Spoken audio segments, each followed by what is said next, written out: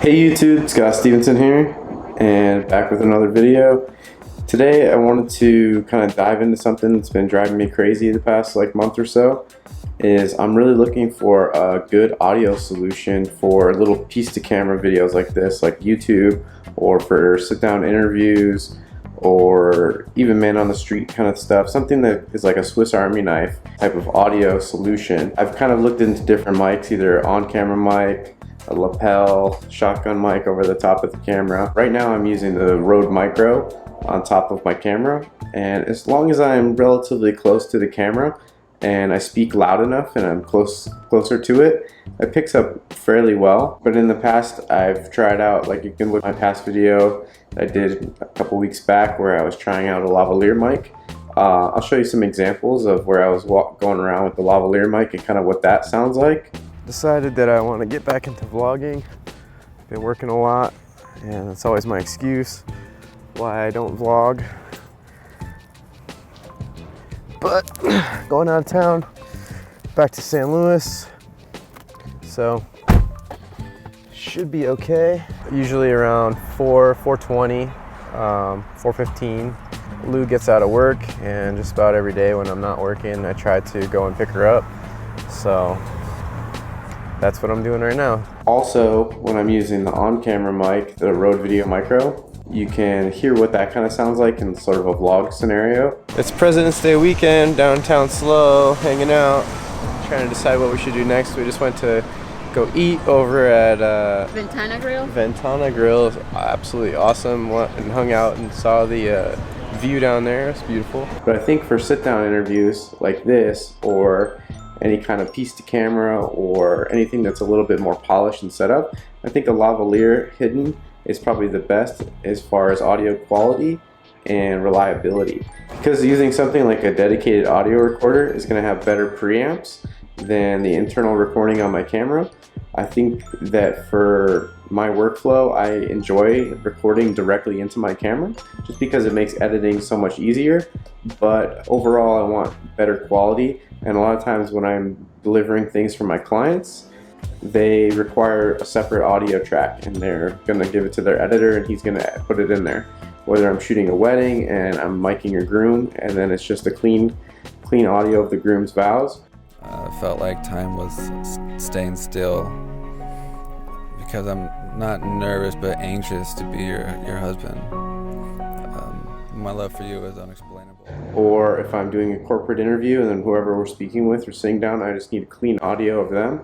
And I think that sending that signal wirelessly, I just have too many problems with it. I have intermittent cutouts, like in this video, waterfalls, then that's awesome. I'm trying to take out trying to focus more on that right now as my career.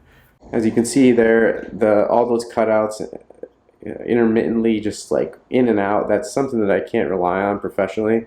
So I need a solution that's going to really work really well and just be reliable and records to its own thing.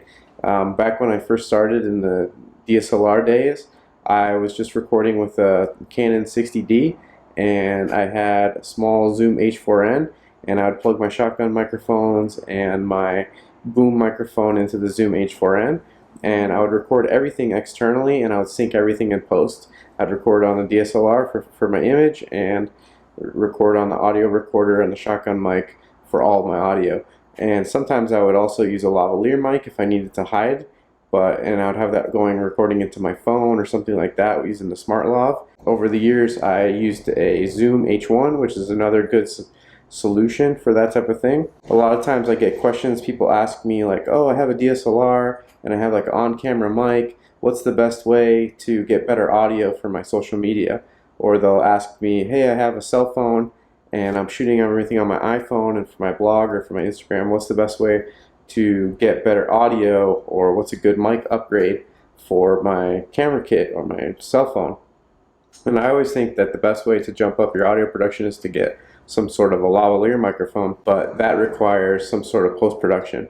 You're going to need to be able to sync the files in post.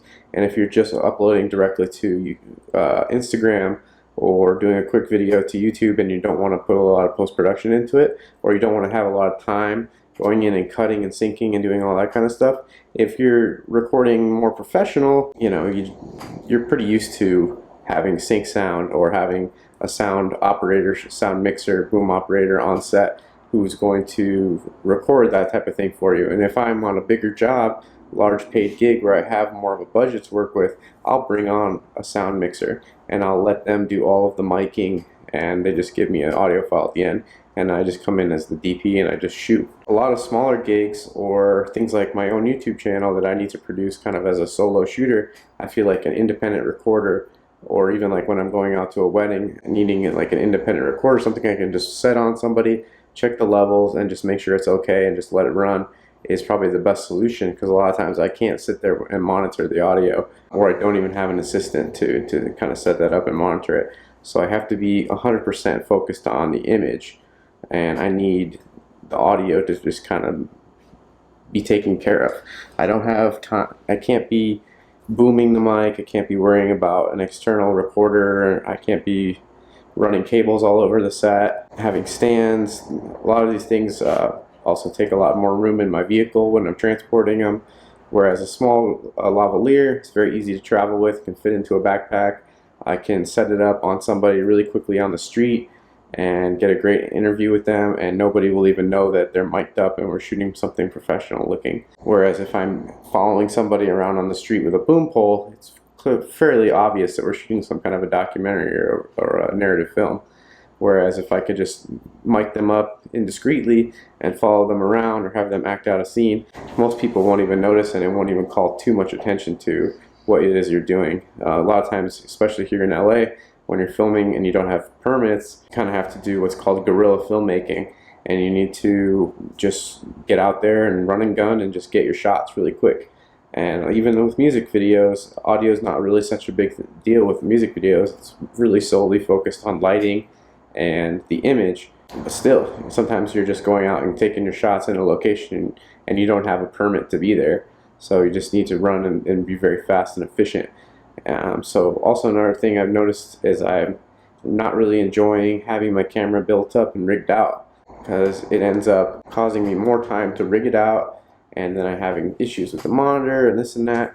It seems like the simplest way to go is sometimes the best way. The more things you kind of throw into the mix, the harder it is to manage all those things, and usually it gets divided out into departments. That's why on a big film set there's multiple departments. There's a G&E department that handles all the C-stands and the grip and the lighting, and then there's a gaffer who's in control of all of that. He's the lead technician.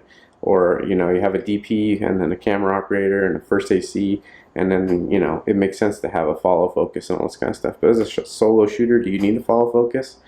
Do you need external audio? I don't know. Sometimes it's not always the best solution for what it is you're doing. And I think for a lot of YouTube stuff, just having like a Rode Micro on top of the camera works really well for capturing audio. Any other situation where maybe I'm further away from the subject or the talent, then a lavalier has got to be the best way to go, considering I don't have the resources or the time to properly boom it. Or even setting up a boom interview and something like this is very time consuming. And I feel like you're getting better quality recording to an external recorder rather than piping everything into the camera, even though it takes more time in post to edit all those type of things. So these are just some things I've been thinking about, and I want to improve in both my YouTube channel and also in my professional work, and just kind of streamline my workflow and some of the kit and gear that I use. If you're interested in seeing more of my work, I recommend you go check out my website, scottslens.com. Also, if you're interested in any of the equipment that I use, I have down in the description, I have a link to my kit page. It shows you all of the different gear that I use and why I use it, why I love it, and a little description about each one. And yeah, check out the description. There's a lot of interesting links if that's something that you're into. If you're a filmmaker, YouTuber, content creator, and you're looking to improve your audio and your video, hopefully you can learn from some of my mistakes. I've been doing professional production sound for many years, and I've been working as a camera operator both for broadcast news and also as just an independent videographer and DP for over 10 years. Here in LA, I've been doing it for about 6 years, so I've learned quite a bit, and I want to share some of that knowledge here on my YouTube channel. For a long time, I didn't think that any of that information was necessary because there's so many voices out there on the platform that are giving out some of the same information, but I feel like my experience on set kind of has like my own unique perspective on those things. So I wanted to comment on what's working best for me and what I see other people on the platform or just out in the world doing, and what I feel like works the best for the different scenarios. And hopefully I can share that information with you guys and you can really learn something from it. Once again, I'm Scott Stevenson. Thanks for watching. Feel free to check out my past videos as well as subscribe to see my future ones.